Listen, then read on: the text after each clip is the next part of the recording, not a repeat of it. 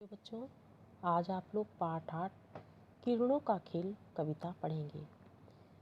किरणों का खेल इस कविता के रचयिता हैं श्री मैथिली शरण गुप्त जी। इन्होंने प्रकृति का बहुत ही सौंदर्य चित्रण किया है। प्रकृति को इन्होंने एक अभिनेत्री के रूप में दर्शाया है और यह दिखाया है किस प्रकार से प्रकृति अनवरत अपना कार्य करती रहती है। तो आइए इस कविता को हम पढ़ते हैं।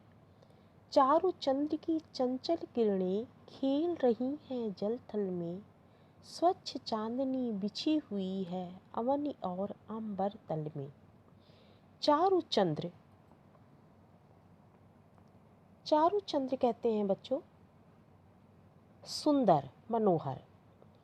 चारों चंद्र की चंचल किरणें अर्थात चंद्रमा की सुंदर चंचल किरणें खेल रही हैं जल थल में, जो जल में और थल में हर जगह अपनी किरणें बिखेर रही हैं। स्वच्छ चांदनी बिछी हुई है अवनी और अंबर तल में। अवनी कहते हैं पृथ्वी को, अंबर कहते हैं आकाश को। जो चंद्रमा की चंचल किरणें जल थल में सब जगह बिखरी हुई हैं और पृथ्वी और आकाश तल में सब जगह उसकी सौंदर्यता बिखरी हुई है, अर्थात वे अपनी चंचलता के साथ खेल रही हैं। कवि का ऐसा अनुभव है, कवि की ऐसी कल्पना है कि किरणें सब जगह बड़ी ही चंचलता के साथ खेल रही हैं। पुलक प्रकट करती है धरती हरी तृणों के नोकों से, मानो झूम रहे हैं तरभी मंद पवन के झोंकों से। पुलक का मतलब होता है प्रसन्नता। धरती अपनी प्रसन्नता किस तरह से प्रकट करती है? तो धरती अपनी प्रसन्नता हरित तृणों, जो हरी हरी घास मैदानों में निकली हुई होती है, उन्हीं हरी घासों के रूप में धरती अपनी प्रसन्नता को प्रकट कर रही है। मानो झूम रहे हैं तरु भी मंद पवन के झोंकों से। तरु कहते हैं पेड़ पौधों को। जो पेड़ पौधे होते हैं वे भी मंद मंद वायु चलती है उनके झोंकों से झूम झूम कर ऐसा प्रदर्शन कर रहे हैं, ऐसी प्रदर्शित हो रही है वहाँ का वातावरण कि मानो पेड़ भी अपनी प्रसन्नता व्यक्त कर रहे हैं।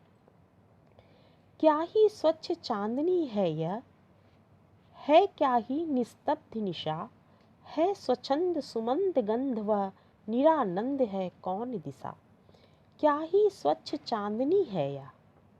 अब कवि कहते हैं कि क्या ही स्वच्छ चांदनी है यह, क्या यह स्वच्छ चांदनी है क्या ही निस्तब्ध निशा, और क्या यह एकदम शांत निशा कहते हैं रात को, क्या यह एकदम शांत रात्रि है स्वच्छंद सुमंद गंध वह निरानंद है कौन दिशा।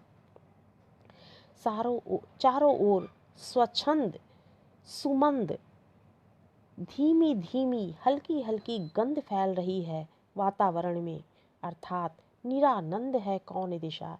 ऐसे सौंदर्य में कौन सी दिशा ऐसी है जो आनंदित नहीं है। निरानंद का मतलब होता है बिना आनंद के। तो ऐसी कौन सी दिशा है जो आनंदमय नहीं है। बंद नहीं अब भी चलते हैं नियत नटी के कार्यकलाप, पर कितने एकांत भाव से कितने शांत और चुपचाप। अब कवि क्या कह रहे हैं? कवि कहते हैं बंद नहीं अब भी चलते हैं। प्रकृति का कार्य बंद नहीं होता, वह हर समय चलता रहता है। नियत नटी के कार्यकलाप, नियत नटी कहते हैं प्रकृति रूपी नटी, अर्थात प्रकृति रूपी अभिनेत्री। उन्होंने प्रकृति को एक अभिनेत्री के रूप में देखा है कि अभिनेत्री जिस प्रकार से अपनी कला का प्रदर्शन करती है, उसी प्रकार से प्रकृति भी अपनी ये सौंदर्य कला का प्रदर्शन करते हुए रुकती नहीं है। वह रात दिन हर समय चलती रहती है।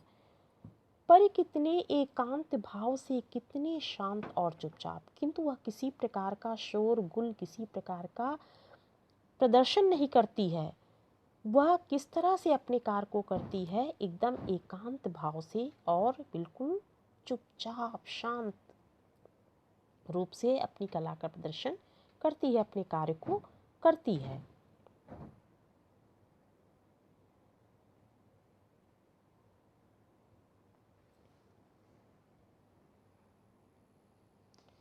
है बिखेर देती वसुंधरा, मोती सबके सोने पर, रवि बटोर लेता है उनको सदा सवेरा होने पर। अब यहाँ पर कवि कह रहे हैं कि है बिखेर देती वसुंधरा, मोती सबके सोने पर। वसुंधरा कहते हैं पृथ्वी को, वसुंधरा पृथ्वी को कहते हैं। तो पृथ्वी जो है सबके सोने पर अर्थात रात्रि में क्या बिखेर देती है, मोती बिखेर देती है। अर्थात जो ओस की बूंदें हरी हरी घास पर पड़ती हैं, वह बूंदें कवि मोती के रूप में उनको देख रहा है और कहता है कि रात्रि में पृथ्वी जो है वे पूरे घास में प्रकृति पर मोती बिखेर देती है। रवि बटोर लेता है उनको सदा सवेरा होने पर। और जब प्रातः काल सूर्य उदय होता है, जब सूर्य की किरणें उन ओस की बूंदों पर पड़ती हैं, तो ओस की बूंदें धीरे धीरे सूखने लगती हैं। तो कवि की कल्पना है कि सूर्य आकर अपना उन मोतियों को बटोर लेता है, उन मोतियों को ले लेता है सवेरा होने पर।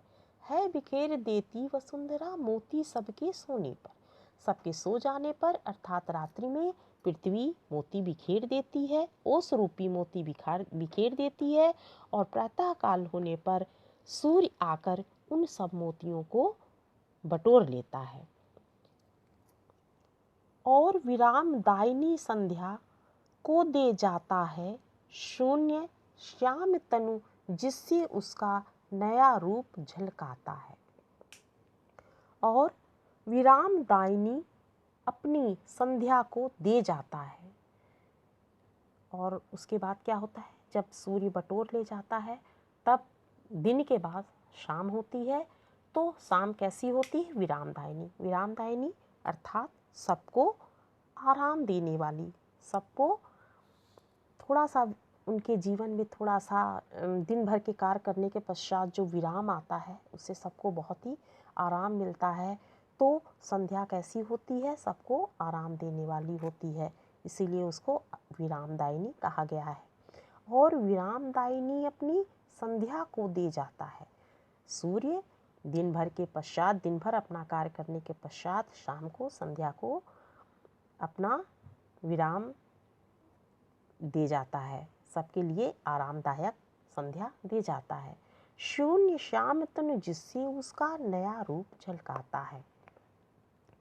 और शून्य श्याम तनु, शून्य बिल्कुल शांत, श्याम तनु, शाम का जो संध्या का समय होता है वह कैसा होता है, श्याम होता है, अर्थात हल्का हल्का अंधेरा हो जाता है। तो उसी को यहाँ पर कह रहे हैं कि शून्य श्याम तनु, जिससे उसका नया रूप झलकाता है। और अपना श्याम शरीर के द्वारा, अपने श्याम तन के द्वारा अपना एक नया रूप दिखाता है।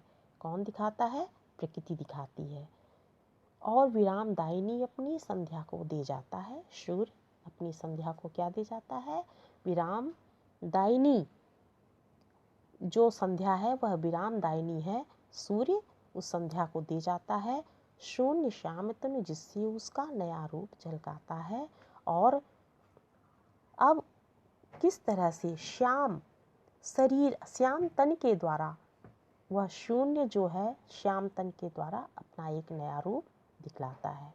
तो ठीक है बच्चों, इस कविता में आप लोगों को जीवन का मूल उद्देश्य दिया गया है कि आशावादी दृष्टिकोण होना चाहिए।